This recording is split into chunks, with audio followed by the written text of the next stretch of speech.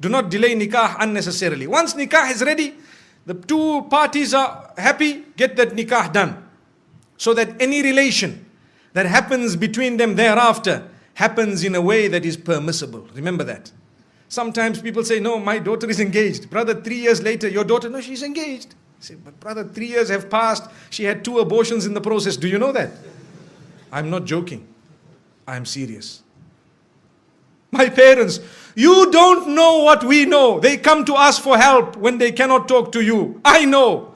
We cry when we see the children of the good people. Sometimes people we know. And they come to us, you know what, I have this problem and that problem. But sister, you are engaged to the man. How could this have happened? You know, my father told me you cannot marry now, you are still studying. My, Allahu Akbar. May Allah forgive us, really.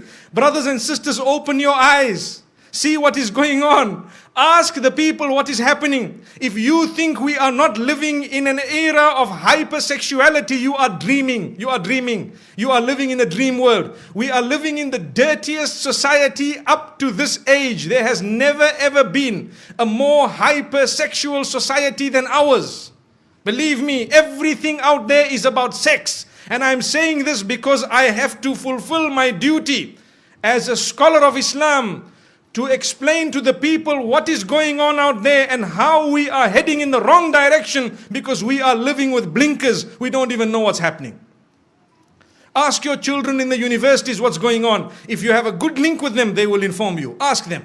Tell them what is happening, or ask what is happening in the malls or in the shopping centers or at the workplace. You know, you can be the best and the most pious.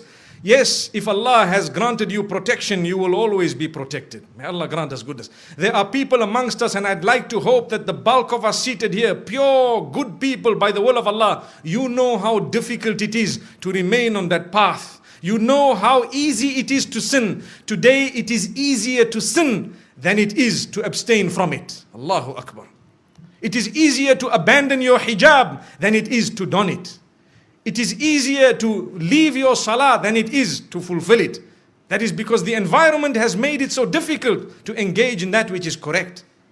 But my brothers and sisters, this is why I say do not delay nikah. It's not just my statement, it is a teaching that has come to us from the best of creation. Don't delay it.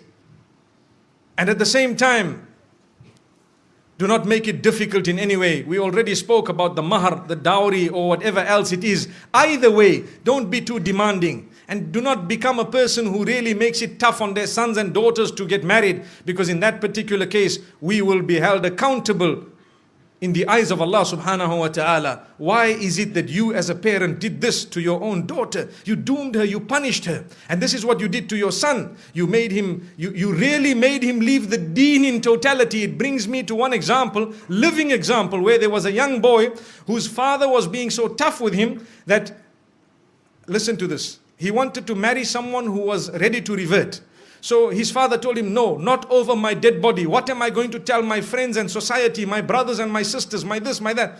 Brother, izzah is from Allah. Your status is from Allah.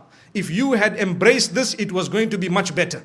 So you can explain to your friends and your family, look, you know, I tried my best, but today's society, you know, sometimes the children are doing their own thing and we have to try our best, saddidu wa qaribu, to make the most of what it is and to guide them as best as possible. And, you know, we will see how best they can manage. But instead of that, this father chose to say, over my dead body. So what did the son do? He asked for help from some of the scholars and so on. And sometimes there is a limited amount of help you could actually offer, because if a man is being stubborn, you cannot really win. So after some time, he converted and left the fold of Islam and gone. Why? Because to him, the child was lost. And the father is still proud of his action. I don't mind if he became a non-Muslim, but at least nothing happened against my will. And he told his family members, you know, your children, if they want to do the same thing, you should also engage in this type of thing. How? The woman was ready.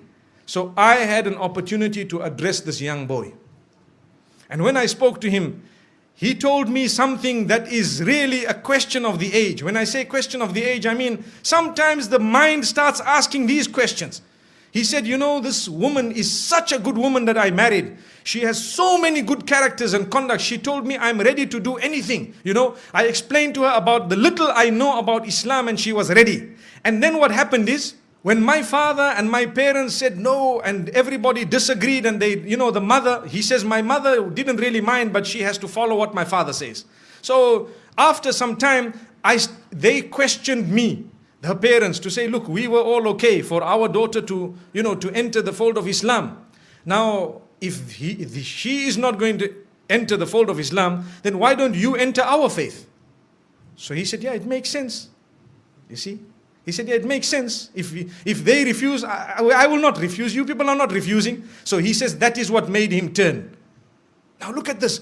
The young boys of today, this is the logic they are using. They will not tell you Islam is correct and Islam believes in all the previous messengers and Islam, Allah is one. Even the father perhaps doesn't read Salah correctly, but he was proud with his action. May Allah subhanahu wa ta'ala forgive that man. Really.